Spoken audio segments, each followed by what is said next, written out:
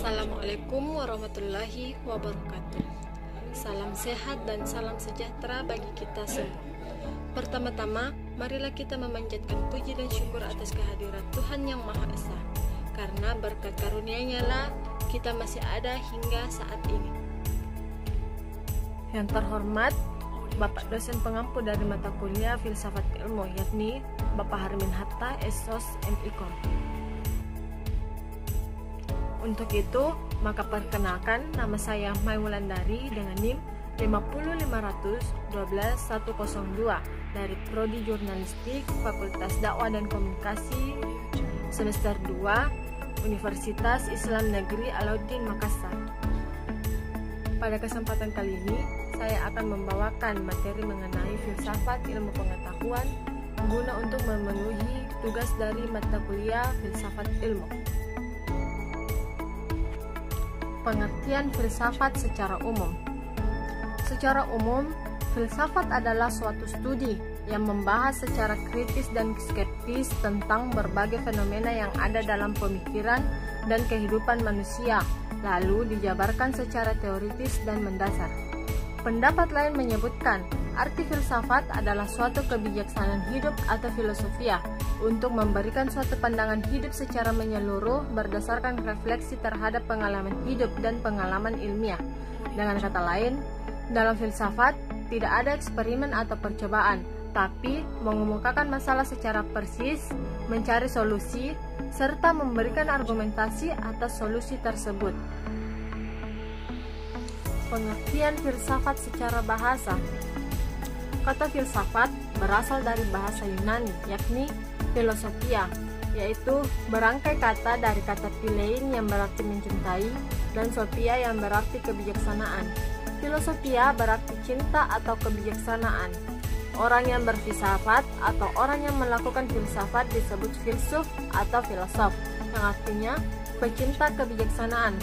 Versi lain menjelaskan bahwa filsafat dapat ditinjau dari dua segi, yaitu dari segi semantik dan dari segi praktis.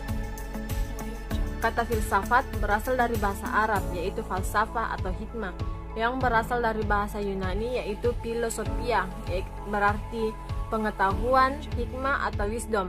Jadi, filosofia berarti cinta kepada kebijaksanaan atau cinta kepada kebenaran. Inggris filosofi yang biasanya diterjemahkan sebagai cinta kearifan. Maksudnya, semua orang yang berfilsafat akan menjadi bijaksana dan disebut seorang filsuf. Pengertian filsafat secara istilah. Secara istilah, filsafat dapat diartikan sebagai suatu asas atau pendirian hidup, dan di samping itu juga dapat diartikan sebagai ilmu pengetahuan yang terdalam. Pengertian yang pertama yakni asas atau pendirian hidup sering dipergunakan istilah falsafah, sedangkan pengertian yang kedua yaitu ilmu pengetahuan yang terdalam sering dipergunakan istilah filsafat. Istilah filsafat berasal dari bahasa Arab, yaitu falsafah, atau juga dari bahasa Yunani yaitu filosofia atau philen yang berarti cinta dan sophia yang berarti kebijaksanaan. Jadi, bisa dipahami bahwa filsafat berarti cinta kebijaksanaan dan seorang filsuf adalah pencari kebijaksanaan atau pecinta kebijaksanaan dalam arti hakikat. Ciri-ciri filsafat. Ciri-ciri filsafat ada 3. Yang pertama, filsafat bersifat univers atau menyeluruh, yaitu pemikiran yang luas dan tidak berpaku pada aspek tertentu saja. Sifat yang kedua ada radikal atau mendasar, yaitu pemikiran yang dalam sampai kepada hasil yang fundamental dan esensial. Dan yang terakhir, filsafat bersifat sistematis, yaitu mengikuti pola dan metode berpikir yang runtut dan logis meskipun masih bersifat spekulatif. Pengertian filsafat menurut beberapa ahli. Yang pertama ada Aristoteles. Ia berpendapat bahwa filsafat adalah ilmu pengetahuan yang meliputi kebenaran yang terkandung di dalamnya ilmu-ilmu, baik itu ilmu metafisika, logika, retorika, etika, ekonomi, politik, dan bahkan estetika. Yang kedua ada Socrates.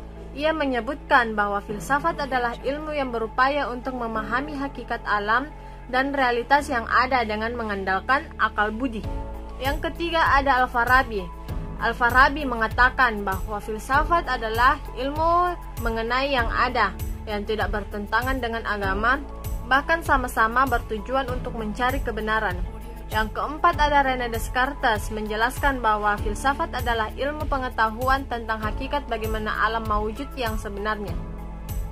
Yang kelima, Immanuel Kant. Ia berpendapat bahwa filsafat adalah kumpulan segala pengetahuan tentang Tuhan, alam, segala pengetahuan yang ada di dalamnya, tercakup masalah epistemologi atau teori pengetahuan yang menjawab persoalan apa yang akan diketahui. Yang terakhir ada Sidi Ghazalbah. Dalam sistematika filsafat, menjelaskan bahwa filsafat adalah hasil kegiatan berpikir yang radikal, sistematis, dan universal. Ada 4 cabang-cabang filsafat. Yang pertama, cabang ontologi. Ontologi atau seringkali disebut dengan istilah metafisika merupakan salah satu cabang ilmu filsafat yang menjelaskan mengenai bagaimana hakikat segala sesuatu yang ada. Cabang yang kedua ada epistemologi, merupakan salah satu cabang filsafat yang mengamati tentang asal-muasal, metode-metode, susunan, dan sahnya sebuah pengetahuan. Yang ketiga ada aksiologi, umumnya berbicara mengenai nilai dan kegunaan dari segala sesuatu yang berkaitan dengan kaidah, moral pengembangan, penggunaan ilmu pengetahuan yang didapatkan. Dan yang keempat ada logika. Logika adalah salah satu cabang filsafat yang berbicara mengenai aturan berpikir supaya dengan adanya aturan tersebut bisa diambil kesimpulan yang benar. Filsafat terbagi menjadi 6 jenis.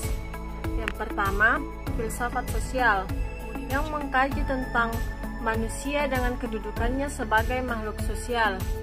Yang kedua ada filsafat biologi yang meneliti manusia dengan unsur raganya. Yang ketiga ada filsafat antropologi, yakni meneliti manusia dengan unsur kesatuan jiwa dan raganya. Yang keempat filsafat etika, meneliti manusia dengan unsur kehendaknya untuk berbuat baik dan buruk. Yang kelima, ada filsafat estetika yang mengkaji manusia dari unsur raganya. Dan yang terakhir ada filsafat agama, yakni mengkaji manusia dengan unsur kepercayaannya terhadap supernatural dan sejenisnya. Ada 5 pokok-pokok pembahasan filsafat, yakni yang pertama, hakikat ilmu itu sendiri. Yang kedua, tujuan dari ilmu. Yang ketiga, metode ilmu. Keempat, bagian-bagian ilmu. Kelima, jangkauan ilmu. Dan yang terakhir, hubungan ilmu dengan masalah kehidupan. Pengertian ilmu. Kata ilmu berasal dari bahasa Arab, yaitu alima, yang berarti pengetahuan. Pemakaian kata ilmu dalam bahasa Indonesia merujuk pada kata sains dalam bahasa Inggris. Sains sendiri berasal dari bahasa Latin yaitu scio, scire, yang artinya juga pengetahuan. Ilmu adalah pengetahuan, namun ada berbagai macam pengetahuan seperti pengetahuan biasa dan pengetahuan ilmu. Pengetahuan biasa adalah pengetahuan keseharian yang kita dapatkan dari berbagai sumber bebas yang belum tentu benar atau berdasarkan kenyataan. Sementara itu, pengetahuan ilmu adalah pengetahuan yang pasti, ekstrak, berdasarkan kenyataan dan terorganisir. Pengertian pengetahuan. Dalam Encyclopedia of Philosophy, definisi pengetahuan adalah kepercayaan yang benar. Sementara itu, secara terminologi, pengetahuan adalah apa yang diketahui atau hasil pekerjaan tahu mengetahui. Pekerjaan tahu tersebut adalah hasil dari kenal, sadar, insaf, mengerti, dan pandai. Pengetahuan itu adalah semua milik atau isi pikiran. Dengan demikian, pengetahuan merupakan hasil proses dari usaha manusia untuk tahu. Pengetahuan sendiri terbagi menjadi 4 jenis. Yang pertama ada pengetahuan biasa. Pengetahuan biasa adalah pengetahuan yang dalam filsafat dikatakan dengan istilah common sense atau nalar wajar, sesuatu yang masuk akal. Yang kedua ada pengetahuan ilmu. adalah ilmu sebagai terjemahan dari sains yang pada prinsipnya adalah usaha untuk mengorganisasikan, mensistematisasikan common sense atau pengetahuan yang berasal dari pengalaman dan pengamatan dalam kehidupan sehari-hari atau dugaan lain yang belum dibuktikan.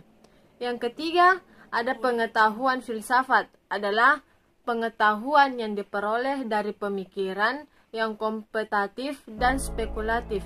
Dan yang terakhir, ada pengetahuan agama, yang merupakan pengetahuan yang hanya diperoleh dari Tuhan melalui para utusannya. Sistematika atau proses pembentukan ilmu. Yang pertama ada hipotesis. Hipotesis adalah data aktual belum cukup membuktikan tesis.